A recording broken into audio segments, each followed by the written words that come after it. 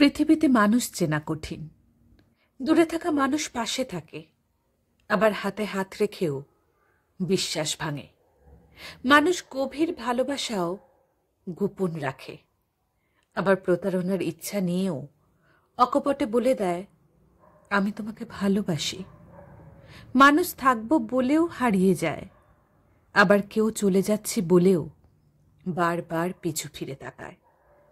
কেউ আলোর পাশাপাশি অন্ধকারের পাশে থাকে, কেউ আবার ভালো থাকা কেড়ে নিয়ে লিখে দেয়, ভালো থেকো। এক চোখে অপেক্ষা, অন্য চোখে শূন্যতা, তবুও বিশ্বাস রাখি। আজ আপনি আপনার প্রিয় মানুষটার অবহেলা করে খোঁজ নিলেন না। সে আজ রাতে না ঘুমিয়ে কষ্ট পেয়ে কাঁদল।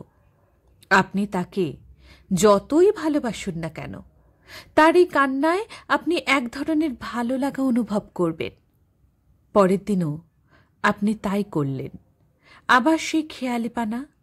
এবার তার খোঁজ নিয়ে জানতে পারবেন সে চোখে জল ঝরাতে ব্যস্ত। আপনি ভাববেন, বাহ, সে তো আমাকে খুব ভালোবাসে। আপনার ভেতরে অদ্ভুত এক ধরনের অনুভূতি হবে, বেশ ভালোও লাগবে। আপনি ভাববেন, এভাবে যত বেশি অবহেলা করব, সে আমাকে তত বেশি বেশি ভালোবাসবে। আস্তে আস্তে আপনি আরও বেশি অবহেলা করা শুরু করবেন। এভাবে একদিন হঠাৎ করেই জানতে পারবেন, আপনার অবহেলা সত্ত্বেও সে আজ গভীর ঘুমে মগ্ন। তার চোখে আর জল নেই আপনার জন্য। তখন বুকের বাম পাশটা চিনচিনিয়ে উঠবে। আপনার নিজেই নিজেকে প্রশ্ন করবেন, এ কি, আজ সে কাঁদল না কেন? সে কি আমাকে আর ভালোবাসে না? আপনি নিজেও জানেন না আপনার সেই অবহেলা আপনাকে তার কাছ থেকে কত দূরে সরিয়ে নিয়ে গেছে। আপনার অবহেলায় সে আর কখনোই কাঁদবে না, বরং সে হাসবে। আপনার ভালোবাসায় সে যেমন হাসবে, তেমনি আপনার অবহেলাকেও হাসি মুখে মেনে নিয়ে ঘুমিয়ে পড়বে। অবহেলা দিয়ে কখনো ভালোবাসা অর্জন করা যায় না।